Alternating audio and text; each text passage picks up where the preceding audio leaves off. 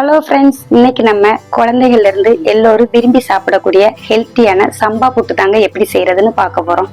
இது நம்ம எப்போதும் இட்லி தோசைக்கு பதிலாக இப்படி டிஃப்ரெண்டா செஞ்சு கொடுத்தா எல்லோரும் விரும்பி சாப்பிடுவாங்க. உடம்புக்குமே ரொம்ப ரொம்ப ஹெல்த்துங்க. இந்த ஹெல்த்தியான சம்பா புட்டை வாங்க எப்படி செய்யறதுன்னு பார்க்கலாம். ஃபர்ஸ்ட் புட்டு செய்யறதுக்கு 2 கப் புட்டு மாவு எடுத்துக்கலாம். நான் கப்பில் அளந்து எடுத்திருக்கேன். இதுக்கு பதிலாக நீங்க டம்ளர், கிண்ணம் எதுனாலும் அளவு எடுத்துக்கோங்க.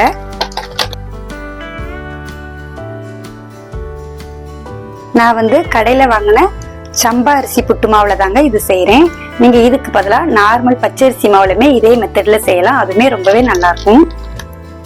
இந்த மாவுக்கு தேவையான அளவுக்கு கொஞ்சமா உப்பு சேர்த்துக்கோங்க. இதை நல்லா மிக்ஸ் பண்ணிக்கோங்க. ஃபர்ஸ்ட் இது கூடவே 1 ஸ்பூன் நெய்யும் சேர்த்துக்கலாங்க. நெய் சேர்க்கிறப்போ நல்ல புட்டு நல்ல வாசமாகவும் சுவையாகவும் இருக்குங்க. இப்போ இதையும் நல்லா மிக்ஸ் பண்ணிட்டு இப்போ இது கூட கொஞ்சம் கொஞ்சமா சுடுவணி விட்டு மாவை பிசைஞ்சு எடுத்துக்கலாம்.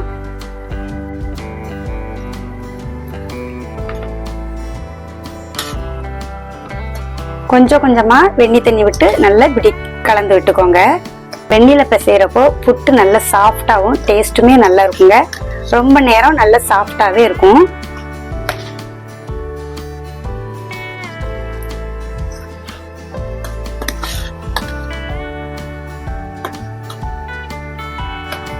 நல்ல உதிரி உதிரியா வர்ற மாதிரி நல்லா மிக்ஸ் பண்ணி விட்டுக்கோங்க. மாவை நல்லா இந்த அளவுக்கு உதிரி உதிரியா மிக்ஸ் பண்ணி வச்சுக்கோங்க. பெரிய கட்டிகள் கிடந்தா கையால இப்படி உடைச்சி உதுத்து விட்டுக்கோங்க.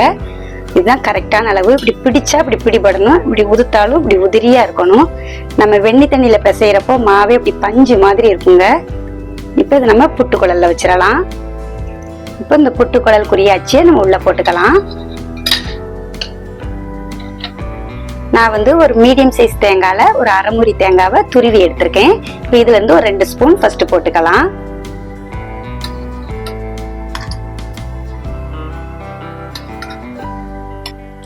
இப்போ இந்த தேங்காய் பூக்கு மேல நம்ம ரெடி பண்ண புட்டு மாவையும் போட்டுக்கலாம்.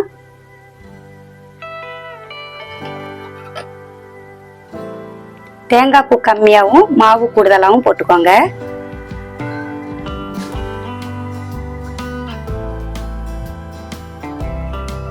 இப்போ 2வது லேயரா ஒரு 2 ஸ்பூன் தேங்காய் பூ போட்டுக்கலாம்.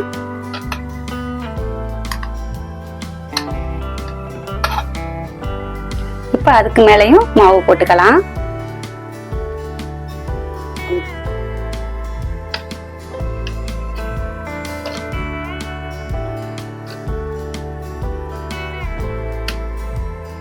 இப்ப கடைசியா அதுக்கு மேலேயே 1 ஸ்பூன் தேங்காய் பூ போட்டுக்கலாம்.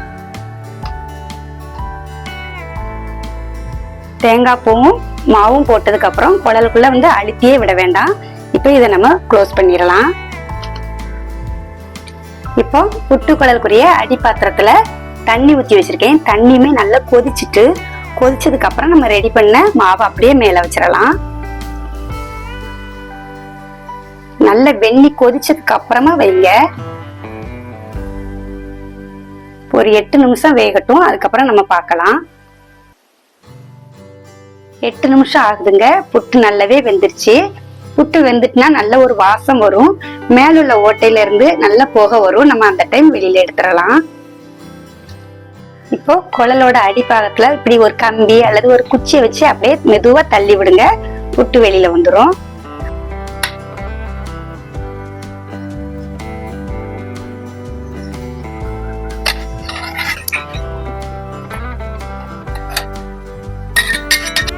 பாருங்க எவ்வளவு அழகா புட்டு வந்திருக்குன்னு. இப்போ இந்த ஓரத்துல உள்ள அச்சு அப்படியே எடுத்துடலாம்.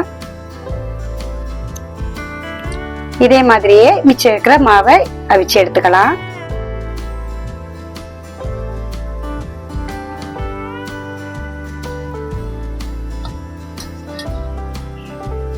அவ்வளவுதாங்க, சம்பா புட்டு அவ்வளவு அருமையா சூப்பரா ரெடி ஆயிருக்குது. உங்களுக்கு பாக்குறப்பவே தெரியும், அப்படியே நாக்குல எச்சி ஊறுற அளவுக்கு ரெடி ஆயிருக்குது. இது கூட சர்க்கரை அல்லது நாட்டு சர்க்கரை, பழம் எதுனாலும் வச்சு சாப்பிடலாங்க. ரொம்பவே அட்டகாசமா இருக்கும்.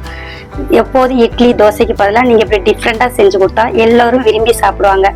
பார்க்கறதுக்கும் ரொம்ப கலர்ஃபுல்லா இருக்கும். உடம்புக்குமே ரொம்ப ரொம்ப ஹெல்த்துங்க. கண்டிப்பா நீங்களும் உங்க வீட்டுல இதே மாதிரி செஞ்சு பாருங்க. செஞ்சு பார்த்துட்டு எப்படி இருக்குன்னு கமெண்ட்ல சொல்லுங்க. இதே மாதிரி நிறைய வீடியோஸ்க்கு நம்ம வீட்டு சாப்பாடு சேனலை மறக்காம சப்ஸ்கிரைப் பண்ணிக்கோங்க. நன்றி.